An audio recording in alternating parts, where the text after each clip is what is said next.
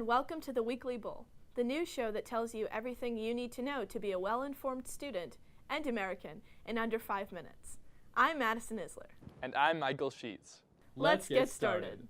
Photoville, a provisional photography showcase, opened last weekend in Brooklyn Bridge Park. According to the Wall Street Journal, the event uses outdoor areas and more than 60 shipping containers to display pieces, and more than 58,000 visitors attended last year. Jamal Shabazz, a decades-long Brooklyn photographer, screened his slideshow, "We Live in Brooklyn, Baby," to open the event. The world-class photography at Photoville is only natural to be in Brooklyn, because in his words, Brooklyn has the swagger that so many people want to be a part of.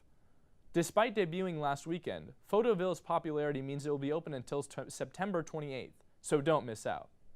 The third and final phase of the High Line opened to the public on Saturday. Unlike the southern parts of the High Line, Phase 3 leads visitors along a path through self-seeding flowers, grasses, and trees that have grown around the tracks of the railroad-turned park.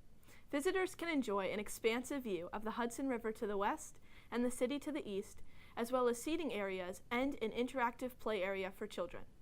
This project connects 3 of Manhattan's West Side neighborhoods, the Meatpacking District, West Chelsea, and Hudson Yards, with the number 7 subway station and Javits Convention Center, signifying the final installment of the nation's most unique urban metamorphosis.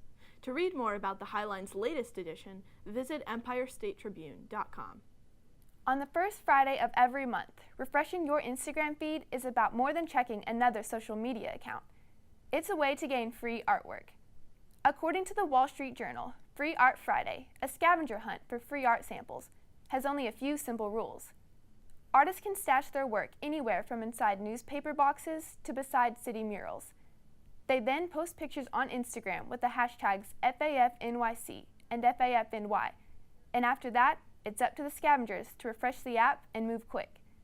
Some artists include clues and hints for their hiding spots, but others force scavengers to rely solely on their knowledge of the city. While the hiding spots were once confined to Manhattan and Brooklyn neighborhoods, the scavenger hunts now range into Queens and the Bronx as well. This was a proud week for the TKC Athletics as the men's and women's soccer teams came out as victors in their matches. The TKC women's soccer team dominated the Sarah Lawrence Griffins 9-1, with freshman sensation Alina Cruz netting 3 goals and 3 assists in the game. So far, the women's soccer team is 3-2 and play Division III College of St. Elizabeth this Sunday. As for the men, the TKC men's soccer team won their first game of the year, with sophomore Zach Adams netting yet another goal against Fisher in an impressive 4-1 victory. Last but not least is the Rolling women's volleyball team.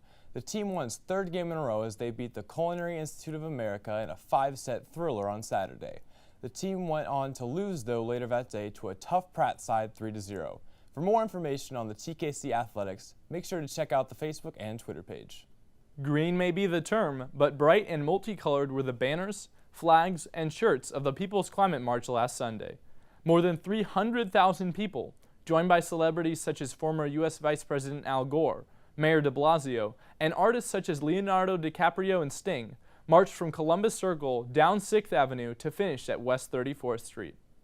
The event's timing was preemptive to this week's gathering of 140 world leaders at the United Nations General Assembly's annual general debate that began this past Wednesday. Mayor Bill de Blasio also used the Climate March to announce on Saturday new goals for the energy efficiency of buildings in New York. He aims to decrease greenhouse gases by 80% by 2050 using an intended regressive tax.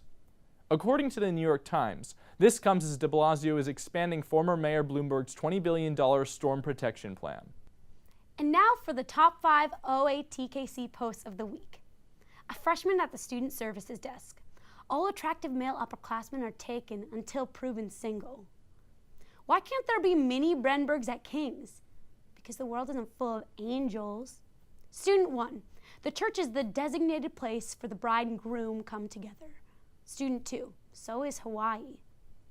The most strategic institution you can ever lead will be your family. Freshman at the 3rd floor cafeteria. So is this building like also a retirement home or something?